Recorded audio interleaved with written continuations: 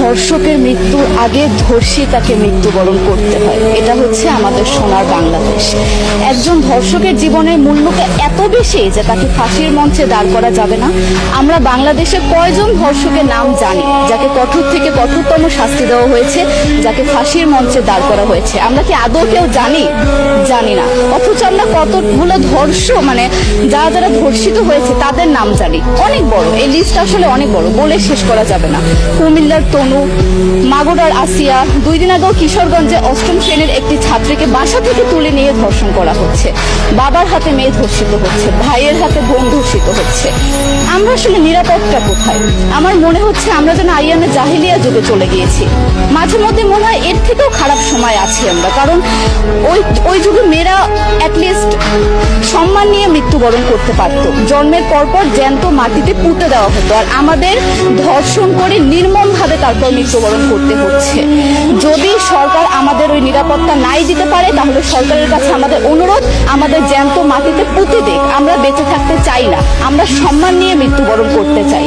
আমরা এই দেশে থাকতে চাই না যে এই দেশে আমাদের কোনো নিরাপত্তা নেই, যে এই দেশে রাস্তা দিয়ে হাঁটলে আমাদের মধ্যে একটা আতঙ্ক কাজ করে, কখন কি না কি হয়ে যায়। আইন উপদেষ্টা বললেন যে ধর্ষকের নাকি ফাঁসি দেওয়া সম্ভব হবে না, তাহলে নাকি নিরীহ মানুষকেও মাঝে মধ্যে ফাঁসি দিয়ে ফাঁসির ব্যবস্থা করা, মিথ্যা মামলায় ফাঁসি দিয়ে ফাঁসির ব্যবস্থা করা হতে পারে।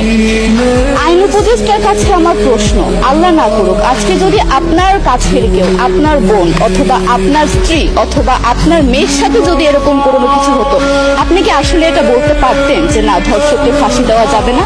কোনোদিনও পারতেন না। আপনি সবার আগে তার ফাঁসির ব্যবস্থা করতেন, সম্ভব হলে নিজের হাতে মেরে ফেলতেন।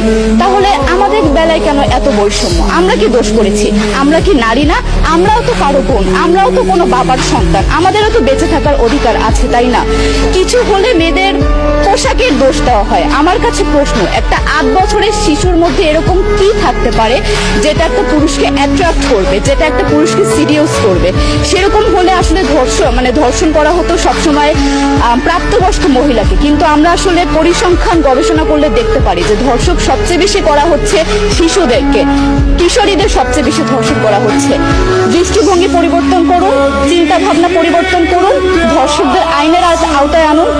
যদি আইন উপদেষ্টা অথবা প্রশাসন যদি ধর্ষকদের শাস্তির ব্যবস্থা না করতে পারে, আমাদের হাতে তুলে দেন, আমরা নিজেদের হাতে শাস্তি দিয়ে দিতে পারবো। এই সাহস আমাদের মধ্যে আছে। বেঁচে থাকার জন্য আমাদের যতটা কঠিন হতে হবে, আমরা কঠিন হওয়ার জন্য প্রস্তুত আছি। আমরা ফাঁসি চাই, ধর্ষকদের কঠোর থেকে কঠোরতম শাস্তি চাই। যতদিন না পর্যন্ত ফাঁসি দেওয়া হবে, যতদিন না পর্যন্ত ধর্ষকদের শাস্তির ব্যবস্থা করা হবে, আমরা আমাদের আন্দোলন অব্যাহত